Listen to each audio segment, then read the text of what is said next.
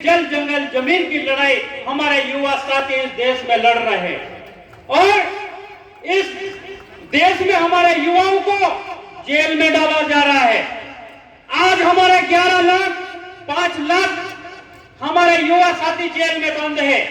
ये युवा लोग जल जंगल जमीन और संवैधानिक हक अधिकार की बात कर रहे थे।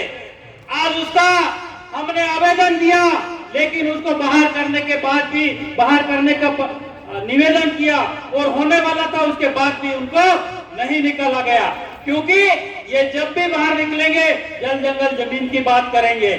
तो मैं साथियों, आप सभी युवा साथियों से कहना चाहता हूं, आज 32वां जो आदिवासी सांस्कृतिक एकता सम्मेलन है, यह आदिवासी एकता परिषद का वैचारिक आंदोलन है। इस विचारधारा को लेके जाए, इस लड़ाई को लेके जाए, गांव-गांव में अपनी लड़ाई लड़े। आपको कौन सी लड़ाई लड़ना है? क्योंकि हमको ही अपनी लड़ाई लड़ना है, हमको अपने संवैधानिक हक अधिकार की लड़ाई लड़ना है। आपने देखा है विधानसभा और लोकसभा में 47 विधायक है, सब सांसद है, लेकिन 47 में से हमारे कुछ लोग दहाड़ रहे हैं और बाकी वहां पर तालियां ठोक रहे, मक्खियां मार रहे। उनको क्या फिर से आप लोकसभा विधानसभा में भेजोगे ऐसे सांसदों और विधायकों को? तो मैं कहना चाहता हूं कि आने वाले समय में आप भी सुने, जो दारू और पोटली में बिककर ऐसे लोगों को वोट देते हैं, वो कभी अपनी बात नहीं रखेंगे। हमको बेच देंगे, हमारी जमीन को बेच देंगे, हमारे संविधान को बेच देंगे। तो आप इस बात को गांठ के रखें कि अभी हमारे शांतिकर दादा ने करी थी कि आदिवासी एकता परिषद कभी राजनीति की बात नहीं करता, लेकिन मैं उनकी बात को आगे बढ़ाना चाहता हूं।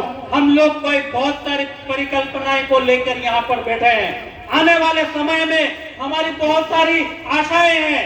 हम लोग आने वाले समय में फील्ड प्रदेश बनाना चाहते हैं। आने वाले समय में जो 1996 में पैसा एक्ट लागू हुआ था, उसको लागू करना चाहते हैं। 2006 का जो पैसा, जो वन अधिकार अधिनियम है, उसको लाना चाहते हैं।